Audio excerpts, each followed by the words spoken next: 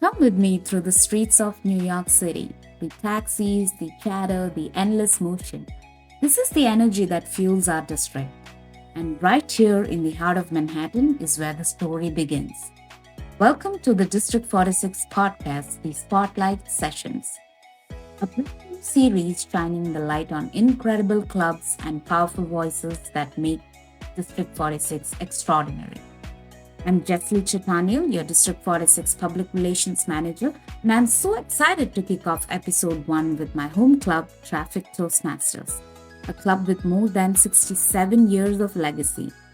Traffic has proved that in the middle of the world's busiest city, strong voices don't just survive, they rise.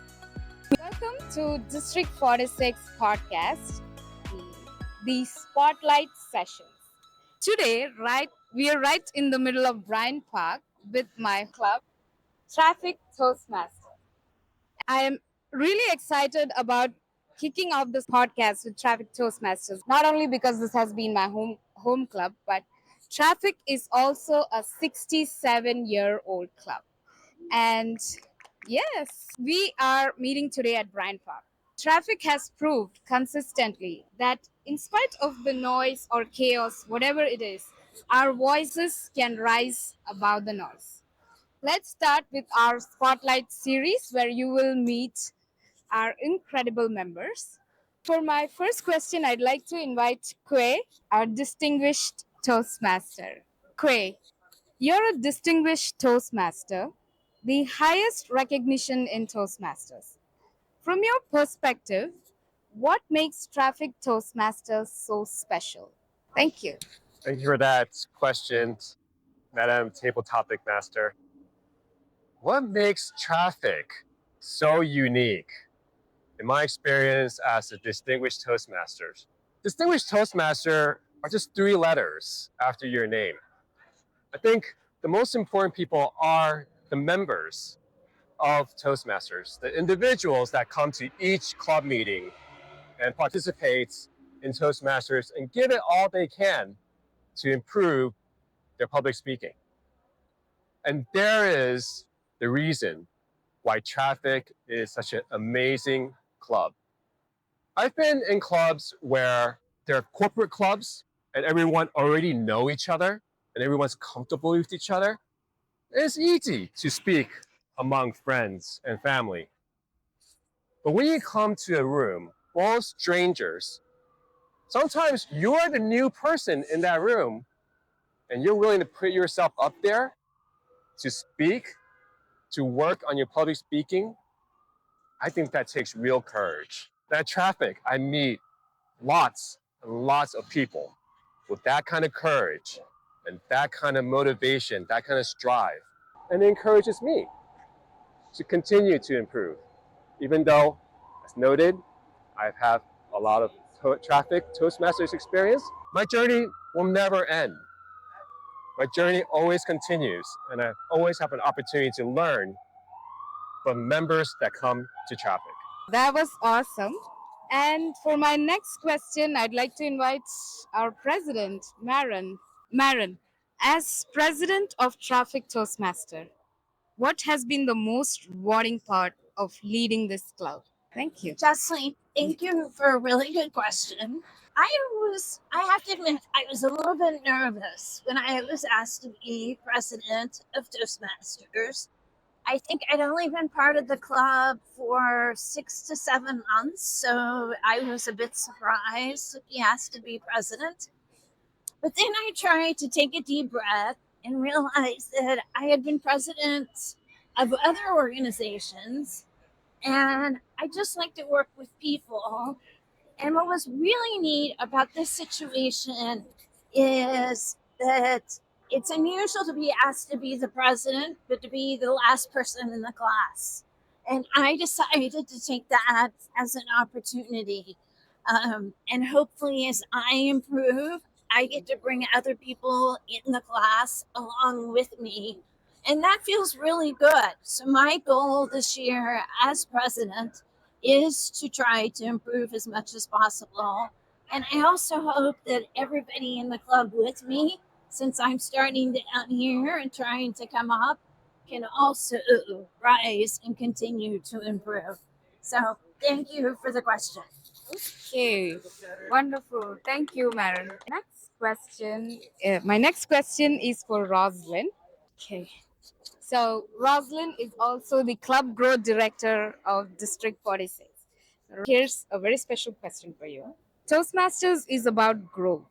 What advice would you give to someone who's nervous about speaking for the very first time?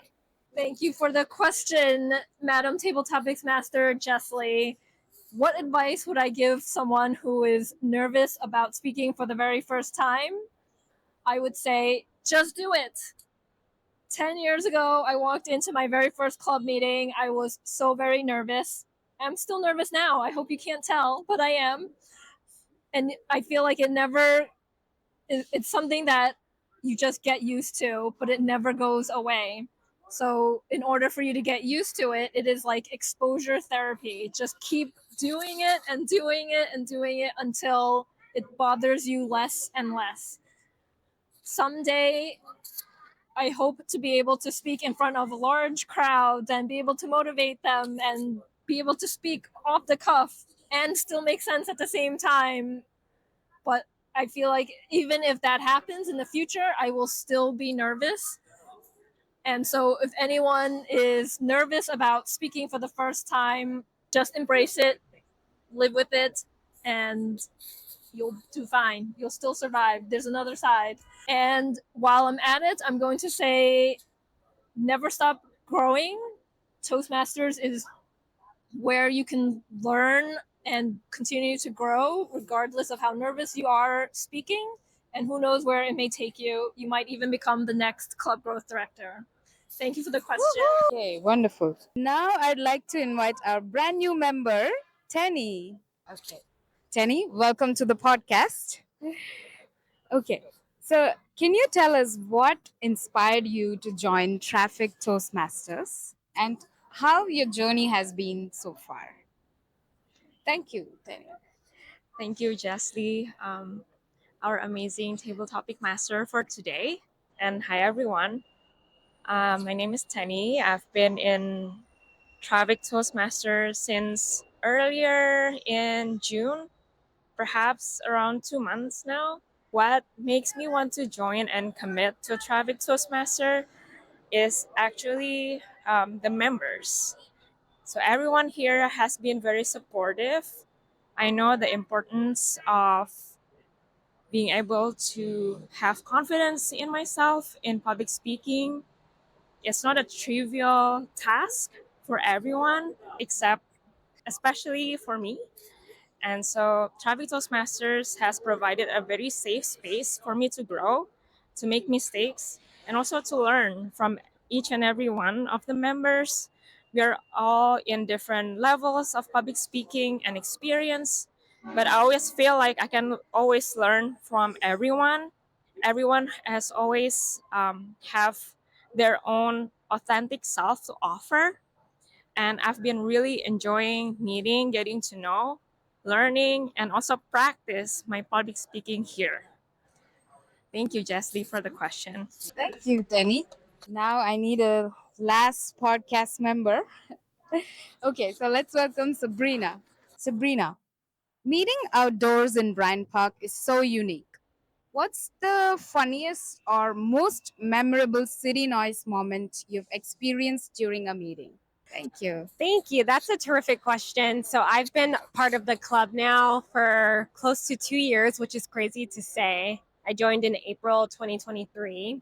And I was also really shy at first and still am sort of, but I've broken out of my shell. But I would say one of my first Bryant Park meetings, I was giving a speech, or it was table topics, and a really big truck went by with just a lot of noise. And at first I was pausing and looking and like couldn't stay focused, and then I just calmed down and tuned out that sound. And that's the general point of this, right? So I learned a lot that day, and I will obviously keep learning. Thank you.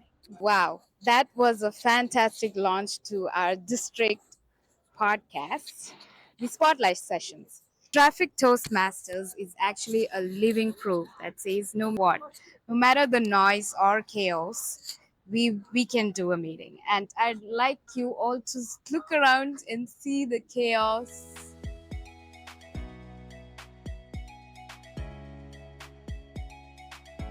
If I had to describe Toastmasters in 3 words, it would be supportive, understanding, and energetic.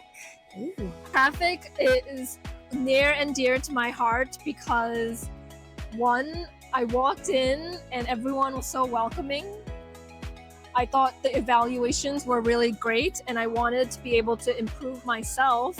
And the only way to do that, I think, is if you got really good evaluations. I see the traffic as a group of friends and family as well.